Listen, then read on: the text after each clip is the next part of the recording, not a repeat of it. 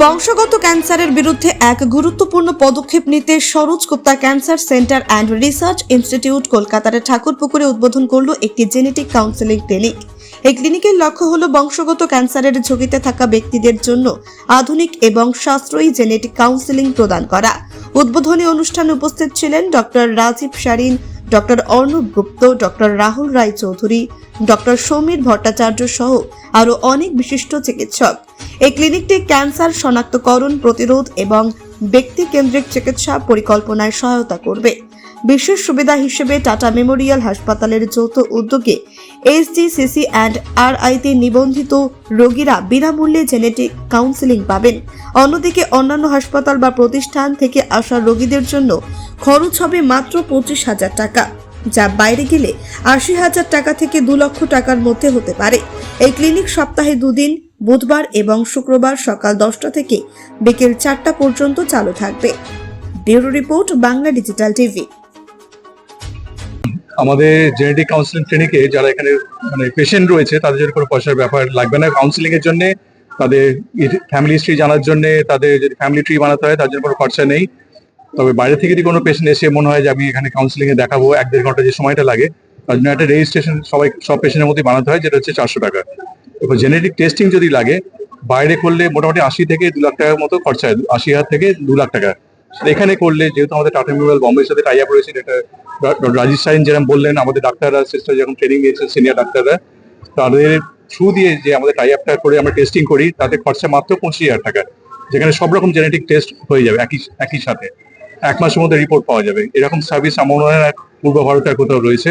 সুতরাং আমরা চাই যে সবাই মানুষ এখান থেকে বেনিফিটেড হোক, যাতে আমরা সবাই এই পরিষেবাটা সবাইকে দিতে পারি। যাদের যেরকম ডাউট আছে, চিন্তা নিয়ে অনেকে আতঙ্কে বেশি ভয়ে কি বলবো অর্ধেক মারা যায়, সেভাবে চিন্তা করতে গেলে তাদের জন্য বলি যে একবার এসে এখানে দেখিয়ে নিন, টেস্টিং করুন। যদি প্রয়োজন হয়, যদি মনে হয় টেস্টিং এর কিছু পাওয়া গেল না, তাহলে তো খুবই ভালো। যদি পাওয়াও যায়, তার জন্য অনেক ব্যবস্থা রয়েছে, প্রিভেনশনের জন্য অপারেশন হোক, মেডিসিন হোক, ট্রিটমেন্ট হোক, সব রকম ব্যবস্থা খুব ভালো রেজাল্টে 100% প্রিভেনশন করা যেতে পারে যদি আমরা এই পদ্ধতির মধ্যে দিয়ে যাই।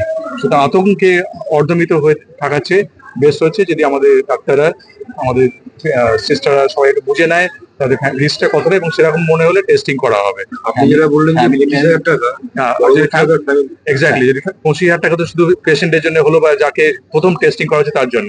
সেকেন্ড যদি কারো টেস্টিং লাগে, সেটা মাত্র 3,000 টাকা। যদি একটা নির্দিষ্ট পাওয়া যায়, জিনের মিউটেশন পাওয়া যায়, চেঞ্জ পাওয়া যায়, তাহলে তার পরবর্তী যে ফ্যামিলি মেম্বারদের টেস্ট করা হচ্ছে তাদের ক্ষেত্রে ওই জিনটুকুকেই খালি টেস্ট করার প্রয়োজন হয়। কাজেই সেটা কস্টটা অনেক কম, 3,000 টাকা মাত্র।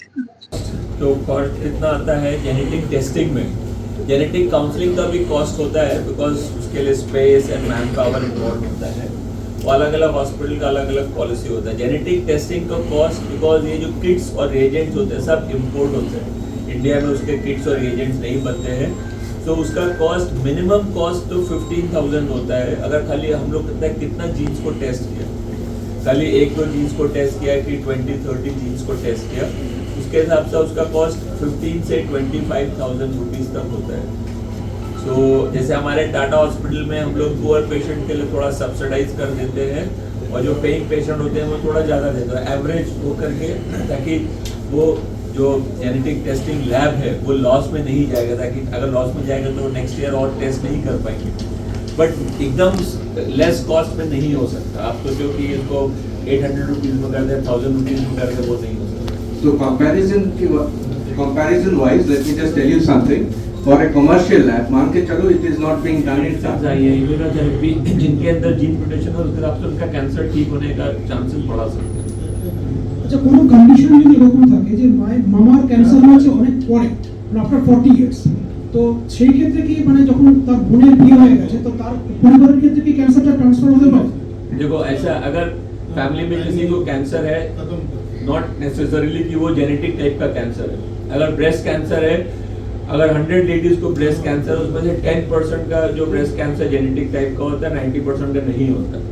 ओवरी कैंसर है, 25% को ओवरी कैंसर जेनेटिक टाइप का होता है, 75% का नहीं होता है। तो वो कैंसर जेनेटिक टाइप का था कि नहीं था, वो हम लोग देखते हैं किस एज में कैंसर हुआ था, कौन से टाइप का, फैमिली में और किसी को था कि মায়ের বাড়ির দিক থেকে যদি মামার ক্যান্সার থেকে থাকে, সেই ক্ষেত্রে মানে মেটারনাল दोनों साइड से हो सकता है the जो जीन्स होता है possibility of the अपना बॉडी में हर एक सेल में 23 पेयर होता है क्रोमोसोम का।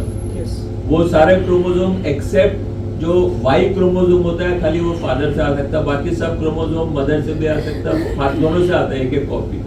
तो जो जेनेटिक कैंसर होते हैं और बहुत सारी जेनेटिक कंडीशन वो मदर साइड फादर साइड दोनों साइड से आ सकते हैं। ऐसा तो ऐसा डाउट होता है बिकॉज जो ब्रेस्ट कैंसर होता है लेडीज में ज्यादा होता है तो उन लोगों को लगता है कि ये मदर साइड से ही आएगा, ऐसा नहीं। हाफ द टाइम तो जो BRCA1 जीन अगर किसी फीमेल के अंदर इस जीन का म्यूटेशन है उसको कैंसर होने का रिस्क ज्यादा होता है, 80% होता है। अगर मेल में इस जीन का म्यूटेशन उनका कैंसर रिस्क बढ़ता है लेकिन इतना हाई नहीं होता, 20%। सो मेनी टाइम्स फादर के साइड से आया है लेकिन फादर को खुद कैंसर नहीं हुआ लेकिन उनके बच्चों को वो रिस्क पास ऑन हो सकता है।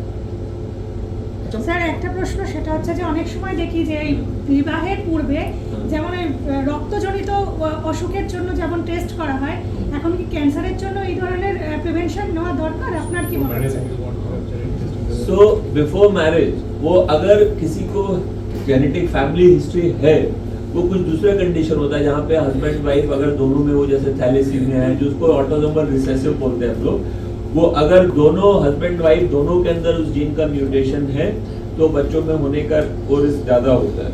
कुछ ऐसी डिजीज होती है, कैंसर में ऐसा नहीं है कि दोनों साइड से हो, लेकिन अगर किसी के फैमिली में कैंसर है और वो फैमिली में वो जीन में ऐसा म्यूटेशन हमको ऐसा चेंज मिला है उसका मैरिज से कुछ नहीं। वैसे भी अगर एक एज के बाद अलग अलग टाइप के जीन में रिस्क होता है, कुछ जीन में होता है चाइल्डहुड कैंसर हो सकता है, कुछ जीन में होता है 20 की एज के बाद होता है।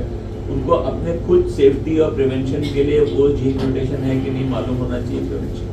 फिर अगर म्यूटेशन है उनको जब भी नेक्स्ट चाइल्ड करना है अपना बच्चा तो उसमें ना जाए उसके लिए एक टेस्ट होता है जैसे IVF आपने सुना होगा, टेस्ट ट्यूब बेबी।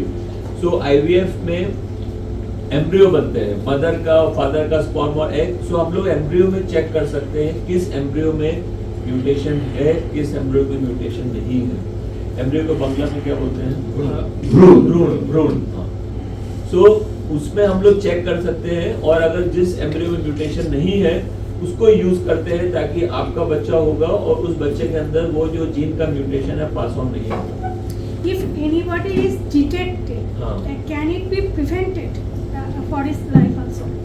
सो कैंसर से सब लोग डरते हैं, दो रीजन होते हैं। एक तो उसका ट्रीटमेंट डिफिकल्ट होता है और ट्रीटमेंट के बाद क्योर होगा कि नहीं लोगों को डाउट रहता है। ये सब चीज एडवांस कैंसर पे एकदम फिट बैठते हैं। अगर किसी कैंसर को एकदम अर्ली स्टेज में पकड़ लें उसका ट्रीटमेंट भी सिंपल होता है और लाइफ को रिस्क भी बहुत कम होता है। बहुत से लोग जानते हैं कि कैंसर के 4 स्टेजेस होते हैं, 1 2 3 4। ओके, सो एक्चुअली कैंसर का एक और स्टेज होता है स्टेज 0, बहुत लोगों को नहीं पता होता। स्टेज 0 कैंसर अपने आप पकड़ में नहीं आता, उसको डिटेक्ट करने के लिए स्पेशल स्क्रीनिंग होती है, सर्वेलेंस होती है, हाई रिस्क। अगर हमको मालूम पड़ जाता है इस लेडी को या इस आदमी को कैंसर का रिस्क नॉर्मल लोगों से ज्यादा है, हाई रिस्क है, तो हम लोग स्पेशल हाई रिस्क स्क्रीनिंग करते हैं ताकि हम लोग उसका कैंसर स्टेज 0 या स्टेज 1 में पकड़ लें और वो जल्दी सिंपल ट्रीटमेंट से क्योर हो जाए, लाइफ को रिस्क ना हो। और अगर किसी को एडवांस स्टेज में भी कैंसर डिटेक्ट होता है और उसके अंदर कुछ जीन म्यूटेशन मिलता है तो बहुत सारे उसके हिसाब से उसका आगे का ट्रीटमेंट डिसाइड होता है।